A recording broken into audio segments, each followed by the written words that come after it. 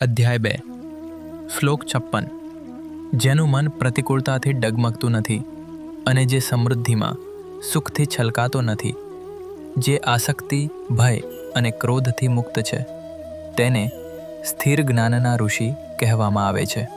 આ શ્લોકમાં એક સંપૂર્ણ ઋષિના ગુણ એ વ્યક્તિ તરીકે સમજાવવામાં આવ્યો છે, જે પોતાની બધી ક્ષુદ્ર ઈચ્છાઓનું બલિદાન આપીને પોતાના આત્મસંતોષમાં રહેવાનું પસંદ કરે છે અને એમાં સ્થિર રહે છે.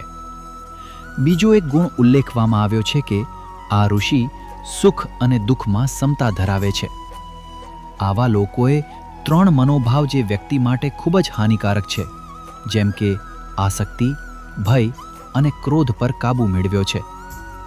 આ 3 મનોભાવ એક અમુક મર્યાદાની બહાર સમાજ અને વ્યક્તિમાં સુખ અને શાંતિ માટે ખૂબ જ વિનાશક છે. જે વ્યક્તિ સ્થિર છે, તેનું હૃદય દુઃખ અને આનંદમાં અવિચલિત રહે છે. તે નિર્ભય અને ક્રોધમુક્ત થાય છે.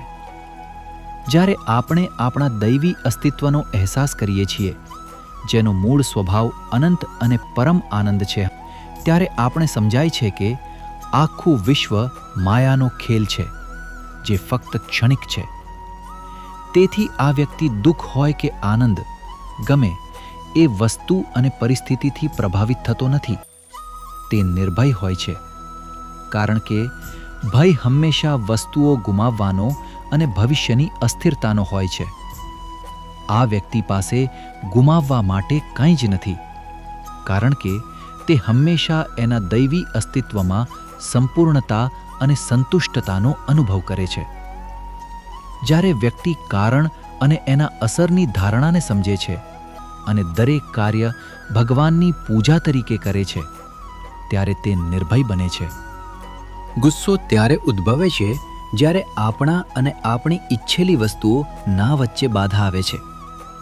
જેણે પોતાના દૈવી અસ્તિત્વનો અનુભવ કર્યો છે, તેના મનમાં વસ્તુઓની ઈચ્છાઓ જ ઉત્પન્ન થતી નથી. તેથી ગુસ્સો પણ ઉત્પન્ન થઈ શકતો નથી. ગુસ્સાને કાબૂમાં રાખવું ખૂબ જ મુશ્કેલ છે, પરંતુ આપણે આપણા મનને ગુસ્સાને કાબૂમાં રાખવા માટે તાલીમ આપવી પડશે. સૌપ્રથમ આપણે ગુસ્સે થઈએ છીએ અને થોડા સમય પછી આપણે ઠંડા થઈ જઈએ છીએ. પછી આપણે ચિંતન કરવું જોઈએ કે મને ગુસ્સો કેમ આવ્યો. આપણને સમજાય છે કે મેં મનનું નિયંત્રણ ગુમાવ્યું, અને પછી સંકલ્પ કરવું કે હવે હું ગુસ્સે નહીં થવાનો પ્રયાસ કરીશ. જ્યારે આપણને ગુસ્સો આવવાનું શરૂ થાય, એ જ સમયે તેને મૂળમાં રોકી લેવો જોઈએ.